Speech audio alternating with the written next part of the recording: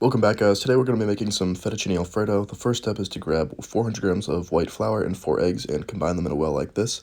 And then we're going to combine them and knead the dough into a ball, wrap it in saran wrap so that it stays together, leave that to the side. Next we're going to get making the alfredo sauce. We're going to mince 3 cloves of garlic like this and then add them to a pot on low heat with half a stick of butter. And we're going to put this on the heat until it turns about golden brown and the garlic starts to combine the flavor with the butter to make a nice base for the sauce.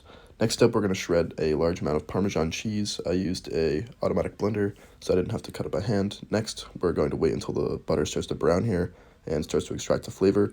Now we're going to combine our 1.5 cups of heavy cream, and we're going to leave about 1/8 of a cup of heavy cream in the measuring cup for now so that we can add it to the sauce later on once it is off the heat. This will just make the sauce have a better consistency and overall better flavor. So we'll keep this little amount shown right here and put it to the side. Next up, we're going to roll out our dough and cut it into 4 slices like this so that we can feed it through our pasta machine in order to prepare it for cutting. And luckily for me, I have a built-in fettuccine attachment for my pasta maker, so I can just feed it through here already with one hand and crank it with the other, and this creates some very beautiful fettuccine without me having to roll it up and cut it by hand. So I'm very thankful for having this attachment. Shout out this company for making this perfect attachment for the task.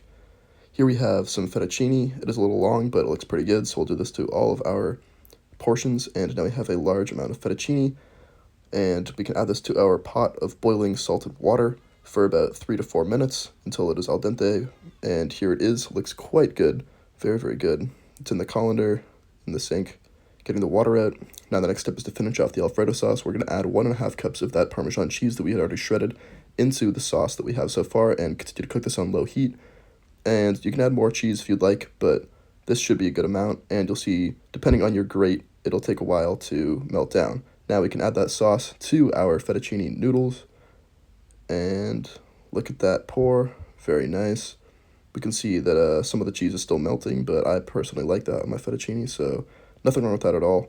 And now we have a nice big bowl of fettuccine alfredo. We can get a close-up here. I put some cracked pepper on top just to give it a little bit more flavor. And you can see how it looks. I think it looks pretty good. I've got my Pepe here. He's going to give us approval. He's a great guy, loves food. And I made a couple of salads and gave it a couple glasses of wine. And now we have an overall great dinner with the fettuccine alfredo. Thank you, guys.